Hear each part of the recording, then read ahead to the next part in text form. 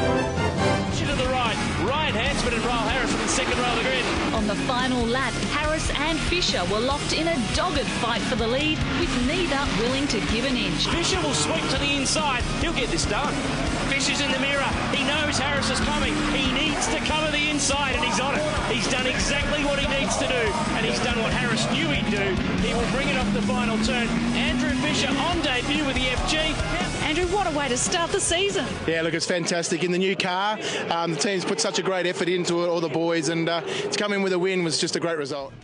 Wow, incredible footage, and it's great to have you here with us, Andrew Fisher. Great to be here again. It looks like hard work, mate. It is hard work in there, that's right, yeah. It gets very hot inside the race cars. A lot of people don't understand that, we operate in, 50 to 60 degree temperatures, so, look, you need to have excellent fitness, aerobic fitness in particular, to race cars. Aerobic, as in you're panting, you're puffing it. Yeah, absolutely. Well, you're actively inside the car all the time. You're not just sort of sitting there, like you're on, sort of in traffic, you're going to work in the morning, that sort of stuff. You don't have cruise control? Don't have cruise control, no, that's right. So we're on the pedals, we dance on the pedals. We actually steer a car with the pedals, believe it or not. So the actual brake pedal actually helps you to steer a car, and so that's about how you change the balance of a car and get the pitch angle and get the rotation through the steering wheel, and the brake, the accelerator. We use both of those at different times in turning through a corner in order to actually get the car rotated and get the speed out of the car. This is the excuse he uses, because of course they call you Fishtail Fisher. That's right. A little bit heavy on my right leg sometimes. Exactly right. Very good. I know I took a hot lap with you around Eastern Creek, and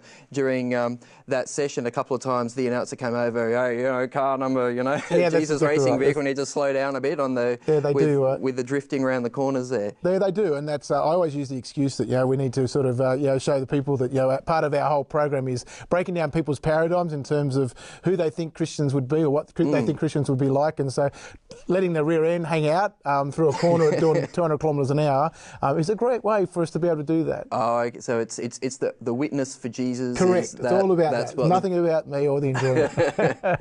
Wow, that's incredible. How does that work? Like, Jesus racing, for some people that's just an oxymoron. Yeah, but absolutely. You've been making it work for what? How many years now? Yeah, we started Jesus Racing in 2007, so it's been going now for over 8 years, and look, it was really just an idea about me challenging people's paradigms in terms of their perception of a Christian, the person of Jesus, the Christian faith, the church, because you don't expect someone who sort of races, I guess, in what's the most robust, I must say, racing category, the V8 utes, which is where you get all the argy-bargy, you get sort of people banging in mirrors off and that sort of stuff, and and so you don't expect someone who's competing in that sort of level and winning and competing at the front to be a Christian, and so that was the idea, and it's obviously worked. We've created a great reputation, a great following across Australia and internationally as well. Got a lot of supporters across the globe for what we do, and but we've been able to obviously the racing's really just the platform, if you like. It's the conversation starter. The whole idea of it was to actually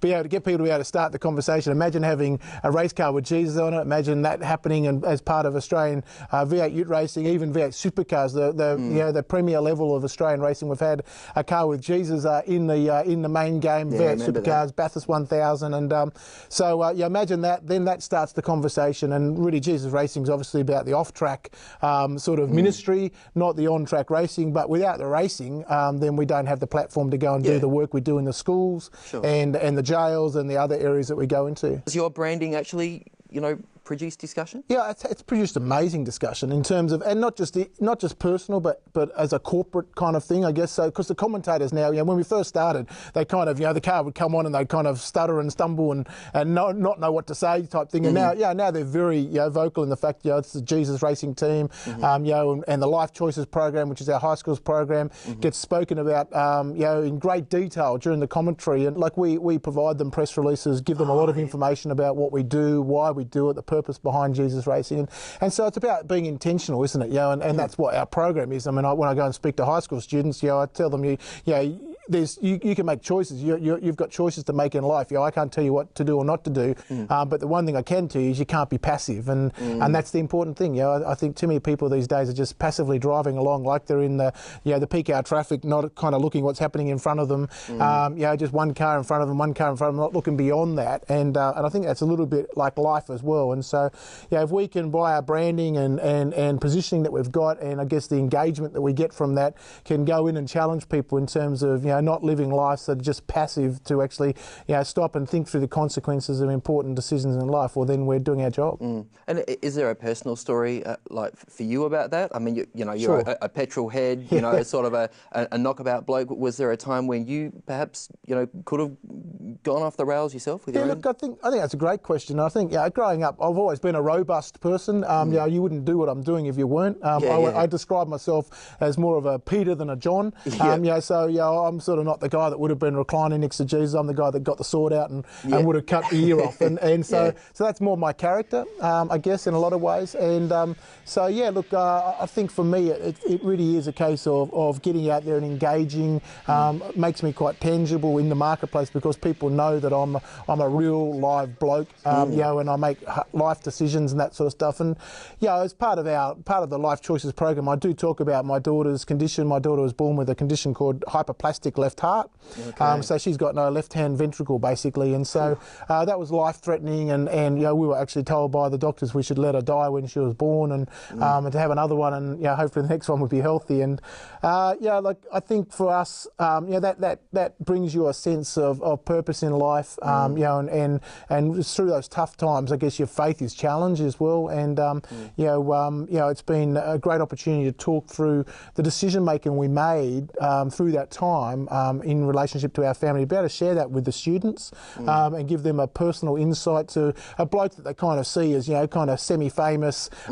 He's a racing car driver and there to talk about racing cars, and then all of a sudden we're talking about his critically ill daughter, and the journey that we've had to take with her is a great connection point for particularly for girls, because it's a story about the girls, but also for the guys as well.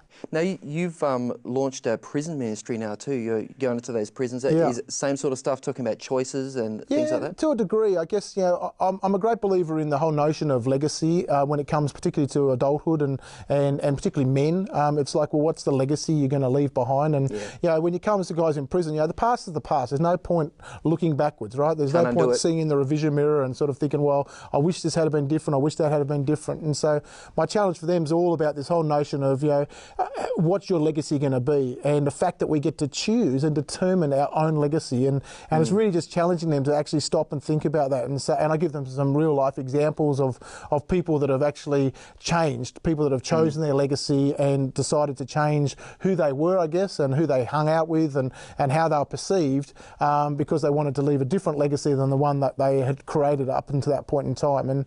And so then it's a wonderful opportunity. I get to talk to them about the legacy that Jesus actually left behind, and the fact that in order for him to leave the legacy that he came to give, Jesus said, I came to give life and life abundantly, or life to the full. But in order for him to give that legacy, he actually had to allow them to kill him. A significant thing. I don't suggest that. Hard choices. A hard choice. I don't actually suggest that to the guys. That's not a great legacy to sort of, that's not going to be my sort of, focal point in life. But, just an understanding of the fact that, Jesus, wanted to leave a legacy behind, and he wanted to leave his spirit to live within us.